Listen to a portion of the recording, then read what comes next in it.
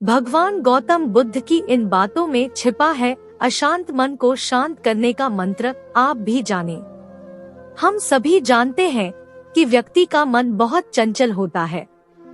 यही कारण है कि मन अशांत रहता है और कई तरह के सवालों का जन्म भी अशांत मन के कारण ही होता है। यदि आप जीवन में शांति चाहते हैं तो इसके लिए जरूरी है मन को शांत करना। लेकिन मन को शांत कैसे किया जाए?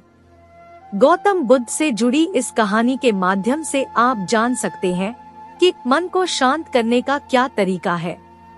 इसमें भगवान गौतम बुद्ध द्वारा मन को शांत करने के आयामों के बारे में बताया गया है। जानते हैं इस कहानी के बारे में जिससे आपका जीवन बदल जाएगा। मन को शांत करने की कहानी। एक बार एक लड़का गौतम बुद्ध के पास जाकर कहता है, मेरे जीवन में बहुत अशांति है, कृपा करके आप मेरा मार्गदर्शन कीजिए जिससे कि मैं इस अशांति से छुटकारा पा सकूं। गौतम बुद्ध लड़के से जीवन की अशांति का कारण पूछते हैं। लड़का उत्तर देता है, अत्यधिक विचारों के कारण मेरे भीतर बहुत सारे विचार आते हैं जिससे मेरा मन अशांत रहता है। बुद्ध मुस्कुराते हुए कहते हैं, ऊपर आकाश की ओर देखो और बताओ कि तुम्हें सूर्य दिख रहा है। लड़का ऊपर देखता है और कहता है, धूप दिख रहा है। बुद्ध उससे पूछते हैं कि अगर तुम लगातार धूप में खड़े रहोगे तब क्या होगा? वह कहता है, मुझे अत्यधिक गर्मी लगेगी और शरीर में बेचैनी होगी। बुद्ध लड़के से कहते हैं कि अगर धूप में खड़े रहने से तुम्हें गर्मी लगती है तो इसमें दोष किसका है, सूर्य के ताप का या तुम्हारा? लड़का कुछ सोचने के बाद कहता है, इसका जवाब आप भी बताइए। बुद्ध कहते हैं, सूर्य का काम है ताप देना और ताप का काम है गर्मी लगना। ऐसे में तो दोष तुम्हारा ही है कि तुम धूप में जाकर खड़े हुए जिससे कि तुम्हें गर्मी लगी। तुम्हें अगर शीतलता चाहिए तो तुम्हें छांव में रहना होगा। ठीक इसी तरह चंचल मन का भी स्वभाव होता है विचारों और भावनाओं को जागृत करना। विचार क्षण भर के लिए होते हैं, लेकिन विचार से पैदा हुई भावनाएं देर तक टिकी रहती है। लेकिन यह तुम्हें निर्णय लेना है कि तुम्हें विचार और भावनाओं के साथ चलना है या अलग दिशा बनानी है। कैसे करें मन को शांत? बुद्ध कहते हैं, मन को शांत करने के लिए तन के आयाम पर काम करना सबसे आसान तरीका है।